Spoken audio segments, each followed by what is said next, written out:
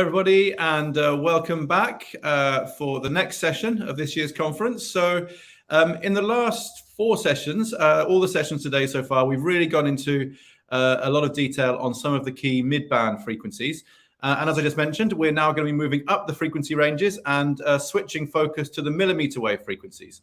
So again, another key frequency range, of course, not just in the region, but also elsewhere around the world. And we're going to be having now what we're calling a regulators corner. So we're going to be hearing from key regulators on what their future plans and expectations are for millimeter wave frequencies. So I'm delighted to then welcome to the stage our moderator for this session, Armand Mouzi. Armand, welcome. Great to have you with us, and yeah, really looking forward to the discussion. So without further ado, I'll pass the floor to you. Thanks, Dan. It's great to be here. So welcome to session 7. Our title of our panel is Regulators Corner: Future Plans and Expectations for Millimeter Wave 5G. My name is Armand Mouzi. I'm the president and founder of Summit Ridge Group. We focus exclusively on financial and industry advisory in the telecom, media, and satellite sectors. And we have 3 very distinguished panelists today. Joel Tauenblatt, who's the acting chief of the FCC's Wireless Communications Bureau. Javier Juarez, the commissioner of the IFT in Mexico. And Philip Marinek, head of Spectrum at Ofcom. First, Joel, would you like to say a few words? Thank you, Armand. It's great to be here with everyone today and with my fellow panelists. And I'd like to just start off with a few notes framing what the U.S. has been doing on millimeter wave band spectrum. So historically in the U.S., millimeter wave spectrum has been used really for fixed point-to-point links and satellite use. But advances in technology has made it possible to use it for mobile wireless as well as other broader uses as well. And so at the FCC over the last several years, we have modified our service rules for a number of the millimeter wave bands in order to permit broader use. And we've also auctioned new licenses in these bands, first in the 28 gigahertz and 24 gigahertz bands, with auctions concluding in 2019, I believe, and then for an incentive auction for the 37 gigahertz, 39 gigahertz, and 47 gigahertz bands, I think concluding in 2020, I believe. And the carriers in the United States have really been pursuing and considering a variety of use cases, really ranging from fixed wireless access or internet to the home to mobile wireless deployments to particular high demand locations like event venues or airports, or IoT and machine-to-machine type functions as well. The FCC also has made millimeter wave band spectrum available for unlicensed use, particularly in the 57 to 71 gigahertz band for things like wireless local area networking, radars. And just a few months ago, the FCC issued a notice of proposed rulemaking seeking comment on potentially broadening the operational flexibility for short-range radars and looking particularly at applications for personal safety, like seat passenger detection alerts and things of that nature. We also have been looking at some other potential innovative uses of millimeter wave bands, for example, in the 70, 80, and 90 gigahertz bands. And I also should note more broadly and more recently, as folks have been hearing in the past day and a half, the FCC actually has been particularly focused on making more mid-band spectrum available, both through our efforts on auctions for 3.5 gigahertz, 3.7 gigahertz, and the ongoing 3.45 gigahertz auction, supporting general access to 3.5 gigahertz spectrum, tribal connectivity in 2.5 gigahertz spectrum, and our ongoing work with our federal partners on the 3.1 to 3.45 gigahertz spectrum. So with that, let me turn it back to you, Armand, and I look forward to the discussion and questions. Thank you. Thanks, Joel. Next, we'll have a few comments from Javier.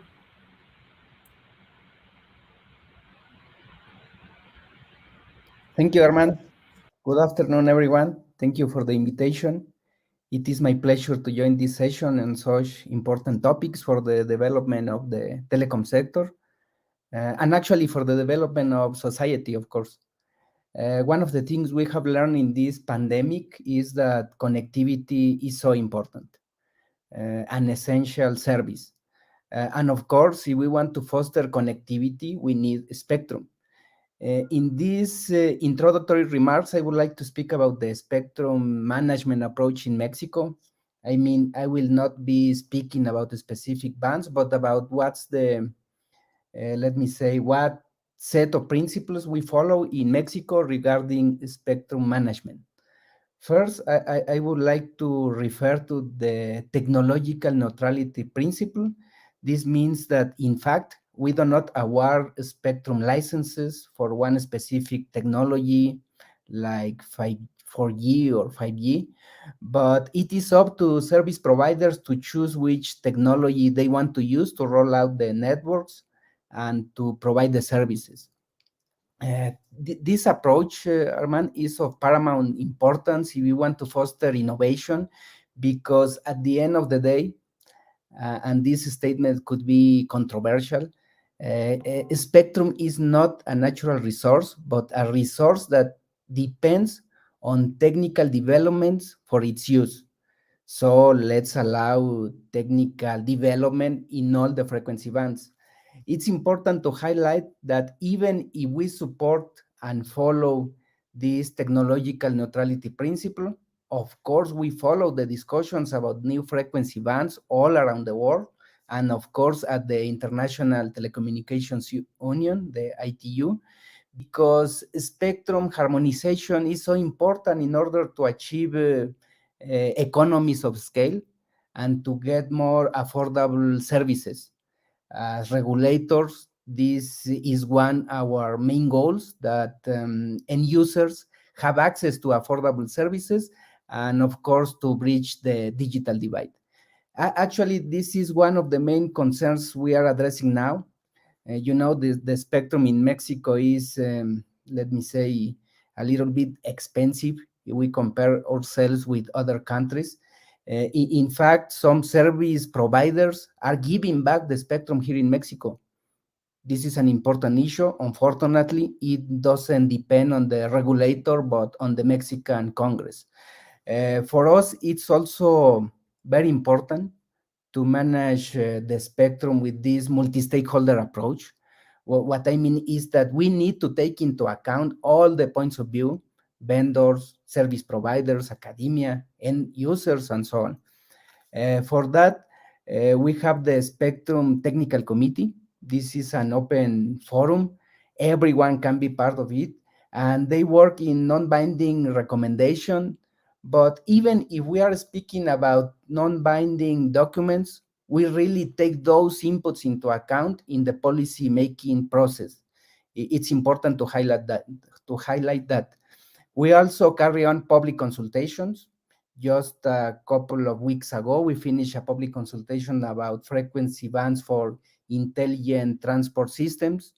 And also, a couple of months ago, we carried out a public consultation about this 6 gigahertz band. In that consultation, we are proposing to define as unlicensed spectrum the 1200 megahertz in the band. Now we are studying the comments we receive, and I don't know, but maybe by the end of this year, we will adopt a final decision regarding that band. Those are some of the main principles regarding spectrum management in Mexico: multi-stakeholder participation, harmonization, and technical neutrality. Finally, and to conclude, I would like to say that we recognize that in order to foster the development of the telecom sector, we need an holistic approach. That's why we just set up a 5G technical committee. This will be a forum in which industry, academia, service providers will discuss about the challenges we need to address to foster the 5G deployment in Mexico. We will address issues related to entry barriers, new spectrum management approaches, regulatory sandboxes, use cases, and so on. Well, I will stop here, Armand. This is a general overview of the regulatory framework in Mexico and the challenges we are addressing by now. I give you back the floor, Armand. Thank you very much. Thank you, Javier. Phil, do you have a few comments? Good afternoon, everybody, and thank you very much, Forum Global, for inviting me to talk. I think millimetric wave spectrum is one of the most interesting new challenges for the mobile sector. Here, we've already released the mid-band spectrum and 3 gigahertz, both for mobile operators and also for enterprises and various bits of it. We've also made available the, what in America you call the 24 gigahertz band, what we call the 26 gigahertz band, for enterprises and other solutions for inboard things, to try and drive what's happening in those spaces, because people told us they want to use them.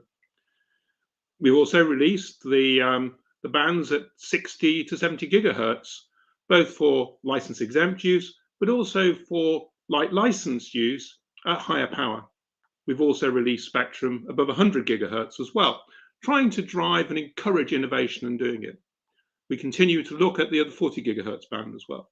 So for us, it's really interesting. We've made this stuff available. We've made it available for enterprises, made it for others, and actually there's not been that much take up. We've been looking at what's happening in other markets. We look particularly in what's happening with the US, where people are actually using the millimetric wave and it's in handsets. So it's one of those things where you've actually got now spectrum in handsets being used in one market, but actually when you talk to people in other parts of the world, they're very much concentrated on mid-band and more mid-band. And people haven't really come yet into millimetric wave and how it can be used and what it can be used for. So I think it's one of the most interesting developments there is. And it's quite unusual to have a mobile band where you've actually got spectrum available, and yet the markets are not rushing for it. As Joel said from the FCC, traditionally this stuff has been used for microwave links, for satellite, and for fixed wireless. And you know, some of the applications people talk about in 5G are actually the applications people have been doing already. So we're quite interested in how it's going to be used in a mobile sense and what's going to happen. So for me, an interesting bit of spectrum, challenges, technical challenges, of course, but those are becoming overcome, but also a way of what are people going to do with it, and how do we get the mobile operators and others to change the mindset from always thinking of the way of the past to actually using new bits of spectrum for the future, the challenge of tomorrow. Back over to you so we can get on with the debate and discussion. Thank you.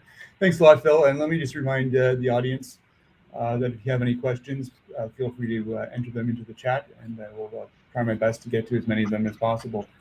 So one of the first things that occurred to me after listening particularly to Phil's last remarks about licensing spectrum over 100 gigahertz is that, you know, when do you decide to license some of this spectrum, right? And is there a risk that if you license it too early before there's actually a business model to use it, that the acquirers will simply become the current large companies who essentially buy it to make sure that nobody else gets it, as opposed to people buying it to actually execute a business plan to use it, you know, today or tomorrow or in the foreseeable future? And I'll let all of you guys take a crack at that.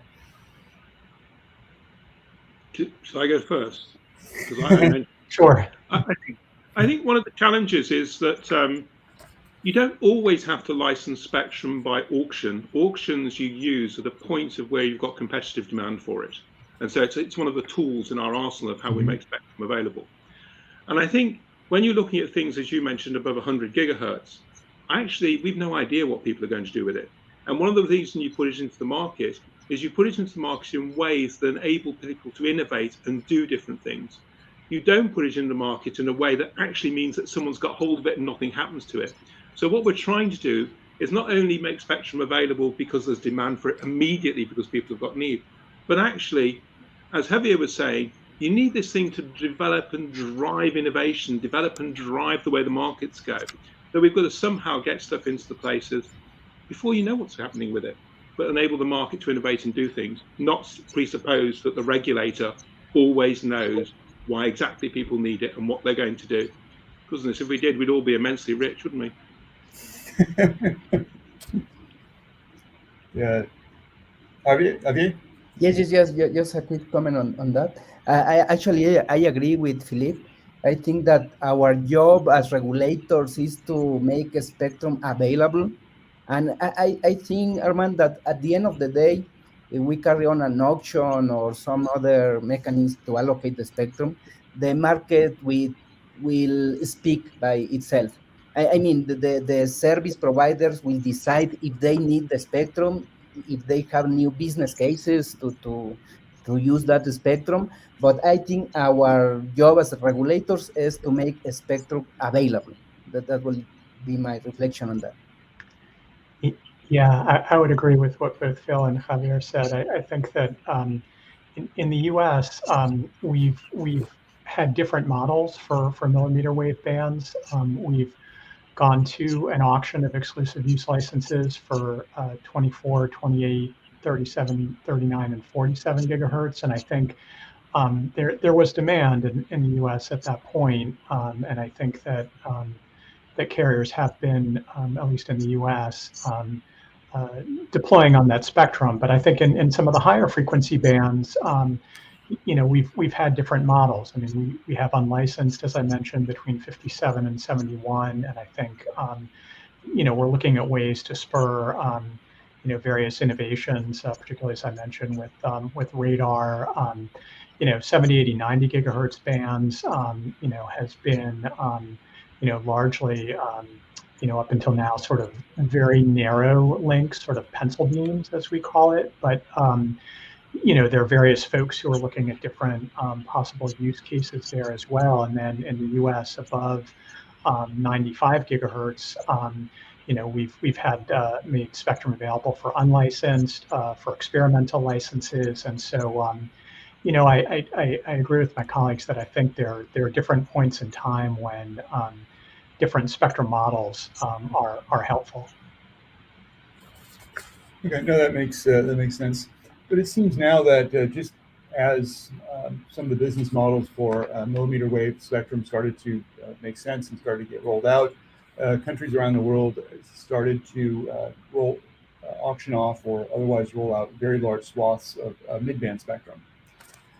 So what do you think that means in terms of use cases for millimeter wave spectrum? Are people going to be backing away from those and focusing more on mid-band, or do you think they just serve distinctly different purposes?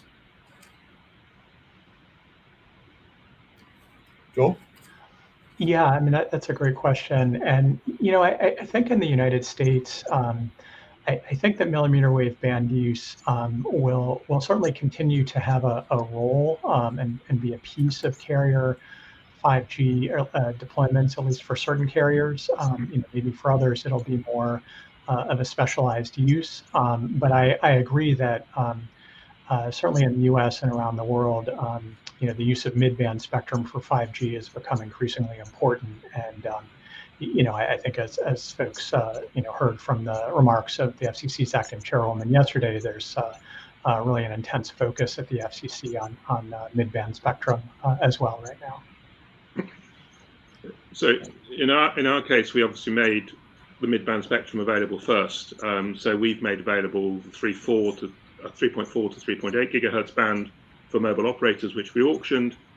We've also made available 3.8 to 4.2 for enterprises for more local licenses to enable people and businesses to do other things with it at different power levels. So we've already done that, and that the market's using it, and all of our operators deployed it, and services are being used, etc. And enterprises are using it as well in various places. So for us, the millimetric wave spectrum is a next wave. And I think one of the challenges we face is, what are people going to do with it? In the US, where it more started with millimetric wave spectrum, people were actually using it. It was being used, various operators were rolling it out. It was going on top of cell sites. And I think there might have been a change now to millimetric, to sort of mid-band as they're going. And I think this is one of the challenges, is how do we get the operators and others to think about tomorrow? Because what you get is now a story that says mid-band, very good. And these were frequencies a few years ago where people thought there were too high frequencies for doing anything in mobile. And now mid-band's really good. And can we have some more of it, please? And yet we've got all this millimetric wave spectrum, which has been harmonized globally for 5G and other services, or mobile, not just 5G. and actually people are sitting there wondering what to do with it and how to do it. So you're in a sort of bit of a phase yet where the market is trying to figure out for itself how it uses all these things that are available. And I think it's going to be an interesting challenge. I think for the next few years, we're going to be sitting there with people still going on. I personally get confused when everyone comes and tells me they will need more UHF spectrum for mobile, when actually what they're talking about is services that need to go super fast and very low latency, and yet they want some stuff that we used 40, 30 years ago. Hey. Thank you, Arman. I will just add that, well, you know, the developers, the scholars, or I mean, the experts on 5G, they agree that for 5G, we need a spectrum in these low, middle, and high bands, frequency bands. And actually, that makes a lot of sense. I mean, the bands have different propagation patterns. Low bands are good for coverage. High bands are very good for high capacity, low latencies. So again, I think that our job, our job as regulators is to make the spectrum available, and taking into account the technical neutrality principle, the service providers, the network operators will decide which band will they use for the business cases. Thank you, Arman. Okay, so, Joe, I don't want to stop the conversation. Hopefully we get a big argument going here. Oh, yeah, sorry, I was just going to add, one other thing that's sort of been interesting in the United States as different spectrum users look at the different bands, including millimeter, is that a lot of folks are looking at things in sort of a hybrid model between different technologies. So what we once thought of as, terrestrial wireless or satellite, now folks are looking at sort of blends of different things. You have different types of systems being considered that are operating at all different altitudes, drones, different altitude platforms, things of that nature, and it's sort of interesting. And so I think as folks look at the different spectrum bands, there's been and maybe will continue to be sort of a confluence and a sort of merging of different models into hybrids that we haven't seen quite as much before.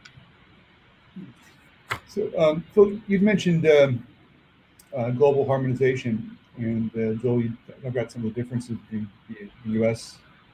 I'm wondering if at some of these sort of experimental frequencies that are not as heavily used and the business models are not as settled, is global harmonization as important, or will people be using this much differently in different countries?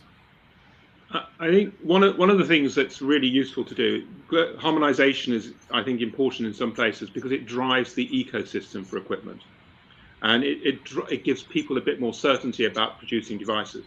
Obviously, in the United States, that people have got the scale to be able to do things. Other countries may not necessarily have the same scale, and therefore the harmonization. I personally, as you might have known, before the last WRC, we were pushing quite heavily for harmonization of the 26 gigahertz band and other bands, because we thought actually millimetric wave was a bit hard. People didn't quite know what to think about it. They didn't know what to do with it.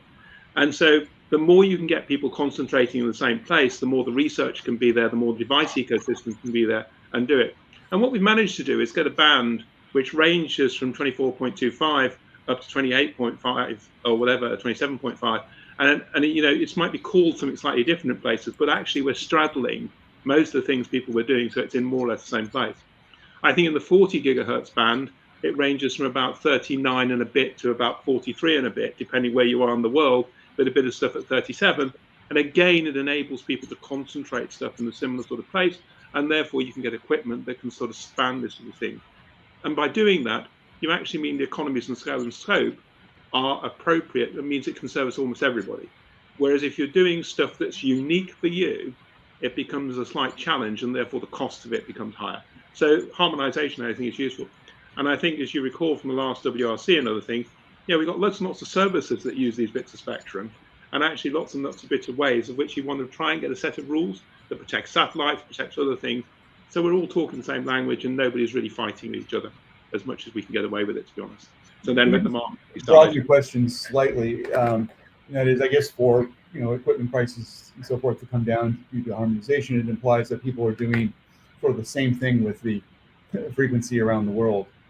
Do you think that's the case, or will this spectrum be used significantly different in different countries depending upon their population density, the level of economic development, and other factors? Personally, I think the spectrum is going to be used differently in the same country, actually. And as you said from Joel, some operators are using it for mobile to mobile handsets in some places and fixed wireless type applications in other places. So you're going to see a variety of different use cases in different markets. And I think the great thing is that the higher you get in frequency, the less you get the interference between two people close together. Let the market work. Okay, let me just take a break and take a question from the audience here. The first one is for Joel. We're being asked, what kind of regulatory models are you using to experiment with millimeter waves? So I think that there's sort of been a range in the U.S. as I was indicating before. We've in the last several years we've auctioned geographic area licenses. We've had we have unlicensed use in the 70, 80, 90 gigahertz bands. We've had really sort of what I would say is light licensing, where you get an exclusive nationwide license and then you register particular sites. We've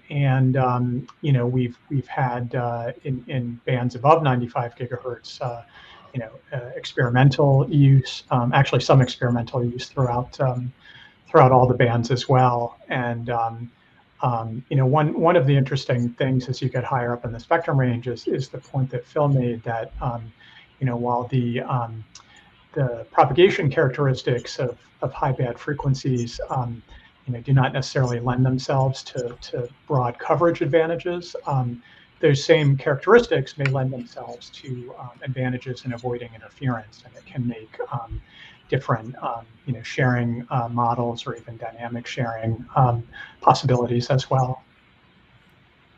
Okay, I'd actually like to combine two questions here. One is, what is the outlook for other countries making millimeter wave spectrum available in additional chunks? And then there's a question from the audience suggesting that the technology is not quite caught up to be able to use millimeter wave spectrum fully, and whether it makes sense to sort of park some of the spectrum for a while until demand and technology catches up. So I guess in short, it's how much spectrum do you expect to roll out in millimeter wave over the next several years worldwide, and should some of it be held back until demand builds with some newer technologies as they evolve? If I might, I mean, one of the things on this, and I think you can combine a number of questions, as just said, as the higher you go up the frequency band, the less you need to have things which are actually concentrated in a single solution, a single answer. As Javier said, most of us believe in technology neutrality, and therefore our licenses are technology neutral. I know some industries would like the license to be unique for something, but actually it isn't. And I think in the millimetric wave bands, you can use all your licensing tools, whether that's auctions, whether that's assignments of local level or national level or regional level, or light licensing or other things, or even exemption, as we've done in other bands, to enable people to actually experiment and use it and make sure that the license conditions are not constraining people's ability to use the spectrum. And I think one of the things that the worst thing a regulator can ever do is decide they know better than the market, and to decide exactly what markets should do with it. I think those days have gone. And what we need to be able to do is enable spectrum to be used. And as the market then evolves in use, make sure we've not constrained the future by what we've done today, but actually try and put our rules in place to enable these things to happen.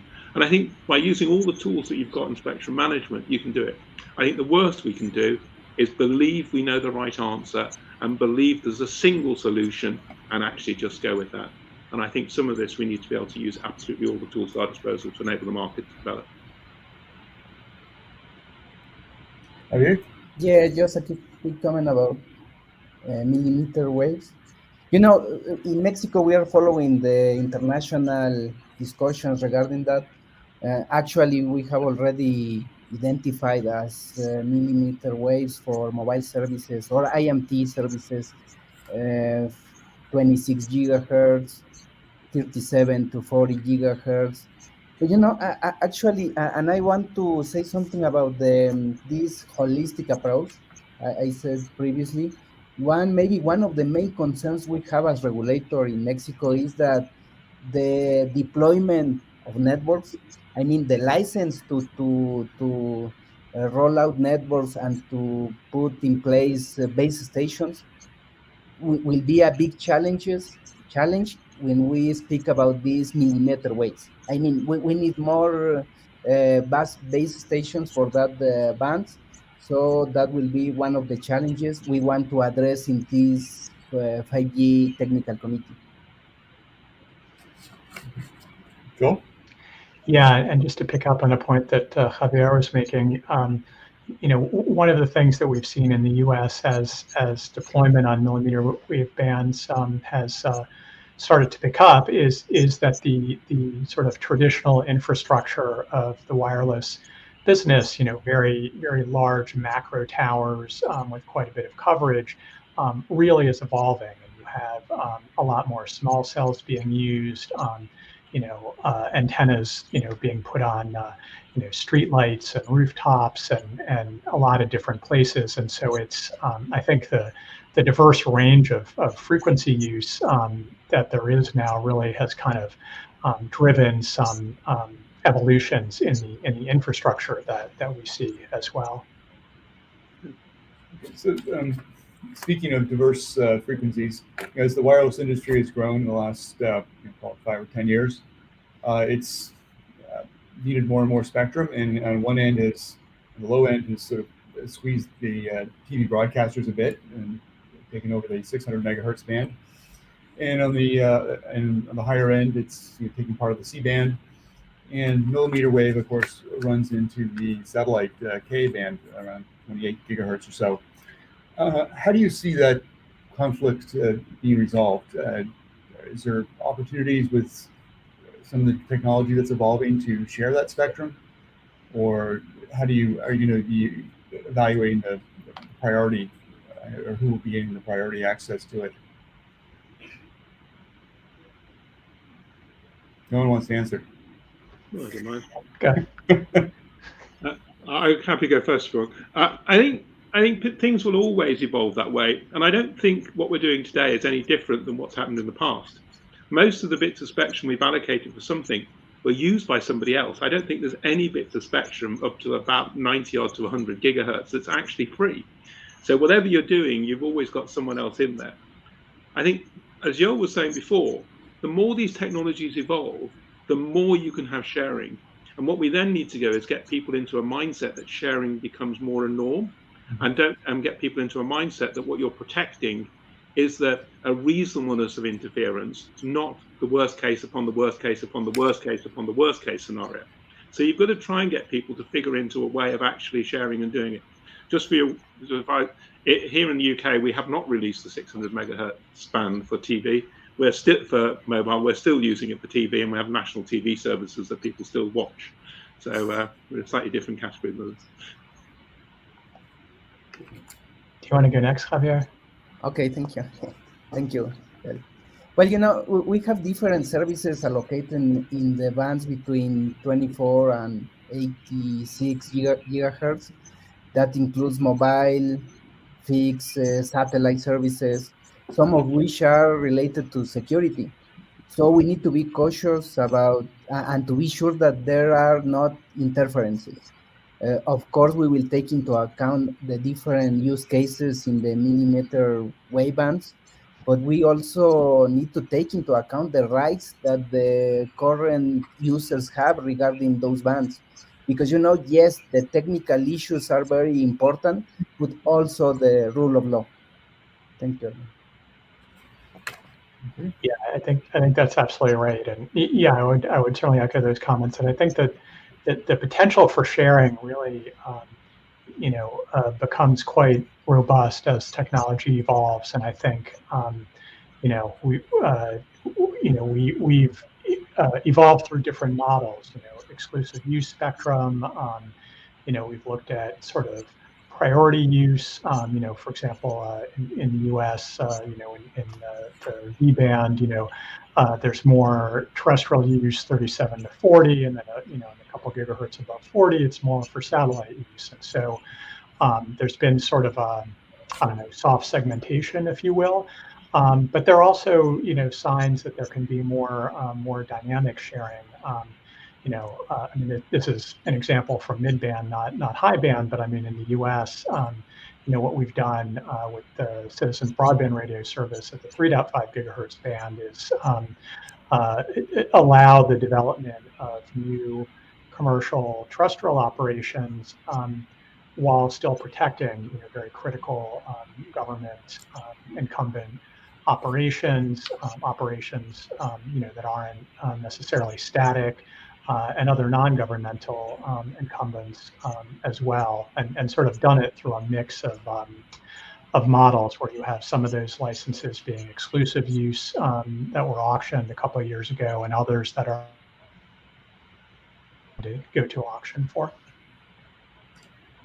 Okay, I hope this isn't too simplistic, but the higher frequencies obviously tend not to travel as far as lower frequencies. Is it more likely that we'll see new experimentation with spectrum sharing at the higher frequencies, just because maybe there's less opportunity for interference, given the shorter distances that are typically involved? Hopefully we'll see more experimentation as people try to find new ways of using them, to be honest with you. So will we get more sharing? Yes. Yeah, I agree, and not necessarily limited to the higher bands, but can be in the mid bands as well. There's a need for it, as folks have said. There's not a lot of spectrum that's just out there being unused, and so yeah.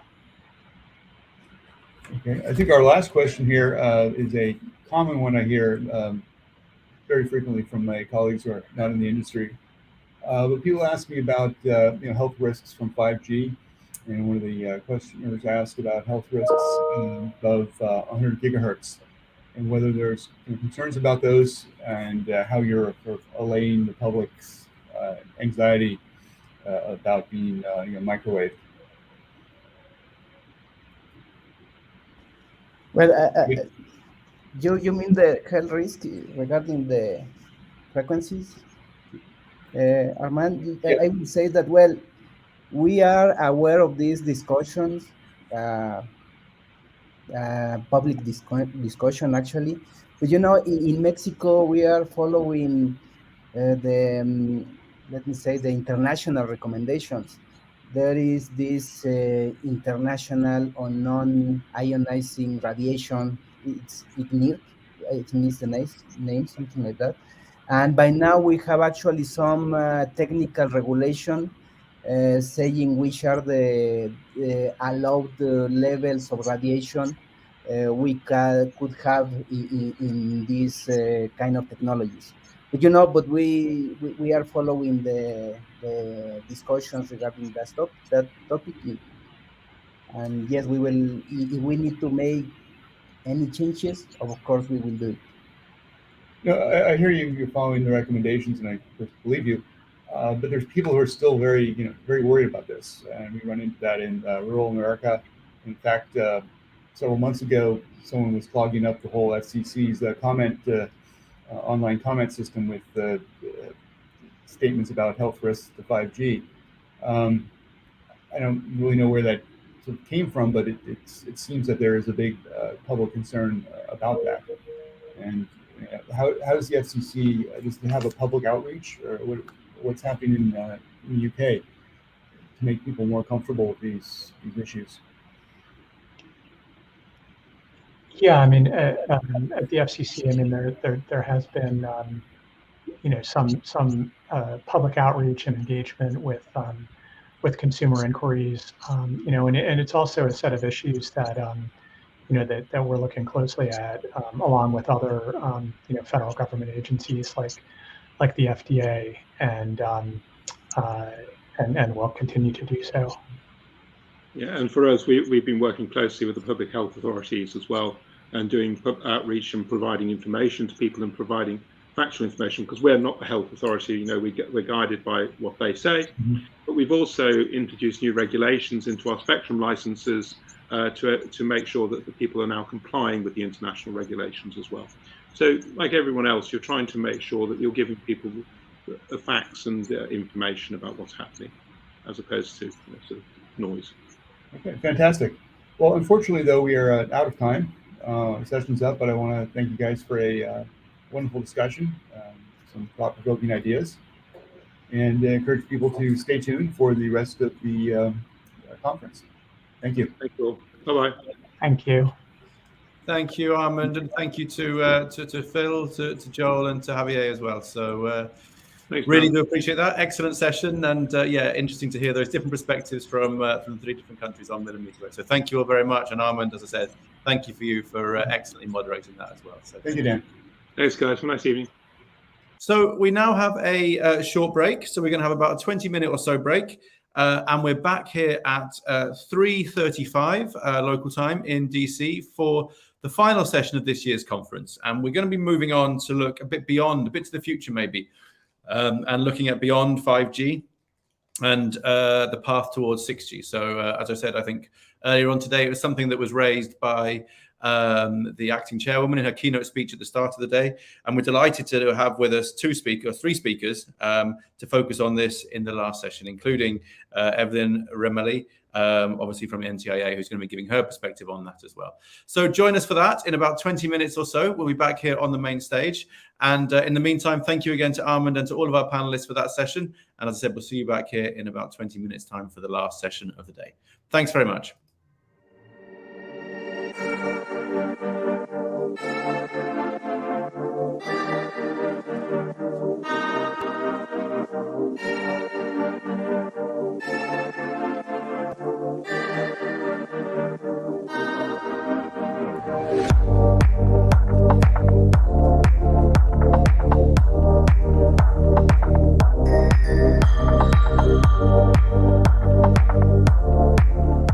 Hi, my name is Marta Suarez. I am the president of the Dynamic Spectrum Alliance, DSA, and I would like to invite you to attend our showcase about growing global footprint for 6 GHz license-exempt access.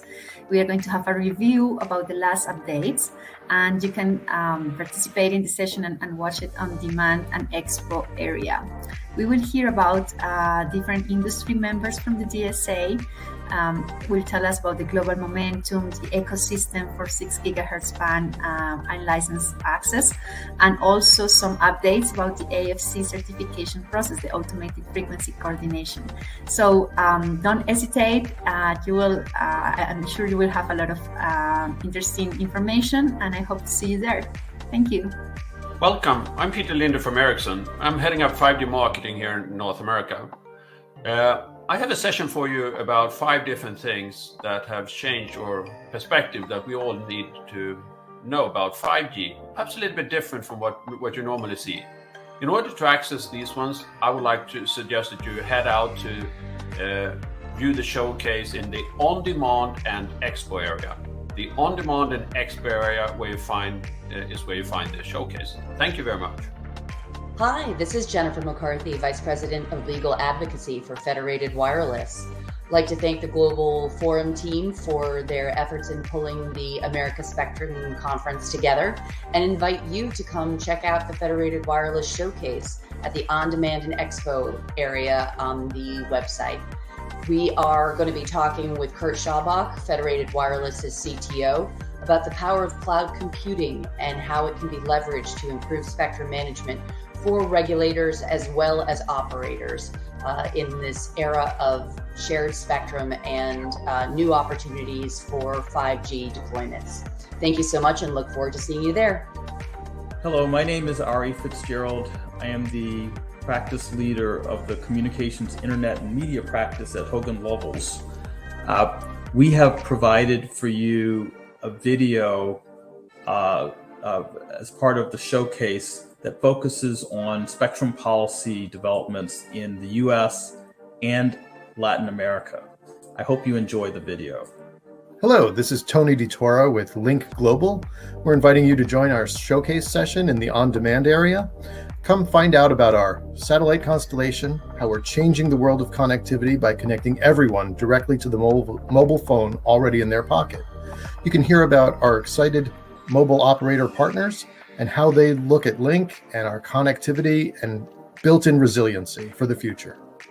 Over the last 20 years, Wi-Fi has transformed the world. In Wi-Fi Alliance, we have worked diligently to ensure that Wi-Fi democratizes connectivity. This vibrant, energetic community of fans that we have that includes engineers, entrepreneurs, venue owners, operators, policymakers. And with this diversity of community sharing the same interest for Wi-Fi, we can be sure that the next 20 years of Wi-Fi are going to be tremendously exciting.